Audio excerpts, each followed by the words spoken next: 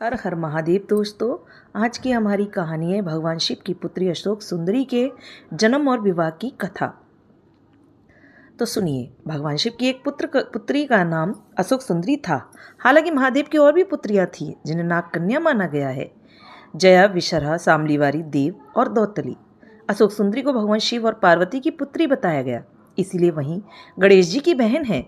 इनका विवाह राजा नहुस से हुआ था। पद्म पुराण अनुसार अशोक सुंदरी देव कन्या है। दरअसल माता पार्वती के अकेलेपन को दूर करने हेतु कल्प वृक्ष नामक पेड़ के द्वारा ही अशोक सुंदरी की रचना हुई थी। एक बार माता पार्वती विश्व में सबसे सुंदर उद्यान में जाने के लिए भगवान शिव से कहा। तब भगवान शिव अपनी पत्नी पार्वती को नंदनवन ले गए। वहां माता को कल्प वृक्ष से लगाव हो गया और वह उस वृक्ष को लेकर कैलाश आ गई। कल्प वृक्ष मनोकामना पूर्ण करने वाला वृक्ष है। पार्वती ने अपने अकेलेपन को दूर करने हेतु उस वृक्ष से ये वर मांगा कि उन्हें एक कन्या प्राप्त हो। तब कल्प वृक्ष द्वारा अशोक सुंदरी का जन्म हुआ। माता पार्वती ने उस कन्या को वरदान दिया कि उसका विवाह देवराज इंद्र जैसे शक्तिशाली युवक से होगा। इसी वरदान के असर के कारण एक बार अशोक सुंदरी अपनी दासियों के साथ नंदन वन में विचरण कर रही थी या खेल रही थी। तभी वहां हुंड नामक राक्षस आया, जो अशोक सुंदरी की सुंदरता से मोहित हो गया और उसने अशोक सुंदरी के सामने विवाह का प्रस्ताव रखा।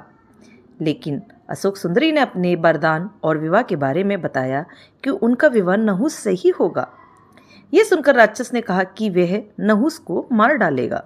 ऐसा सुनकर अशोक सुंदरी ने राक्षस को शाप दिया कि जा दुष्ट, तेरी मृत्यु नहुस के हाथों से ही होगी। यह सुनकर वह राक्षस घबरा गया। तब उसने राजकुमार नहुस का अपहरण कर लिया, लेकिन नहुस को अपनी राक्षस हुंड की एक दासी ने बचा लिया। इस तरह महर्षि वशिष्ठ के आश्रम में नहुस बड़े हुए और उन्होंने हुंड का वध किया। इसके बाद नहुस तथा अशोक सुंदरी का विवाह हुआ। विवाह के बाद अशोक सुंदरी ने ययाति जैसे वीर पुत्र तथा 100 रूपवती कन्याओं को जन्म दिया।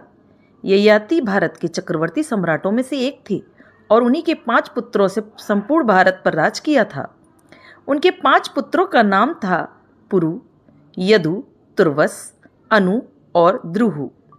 इन्हें वेदों में पंचनंद कहा गया है।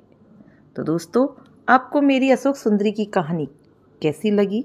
अच्छी लगी हो तो लाइक करें, सब्सक्राइब करें, ज़्यादा से ज़्यादा शेयर करें।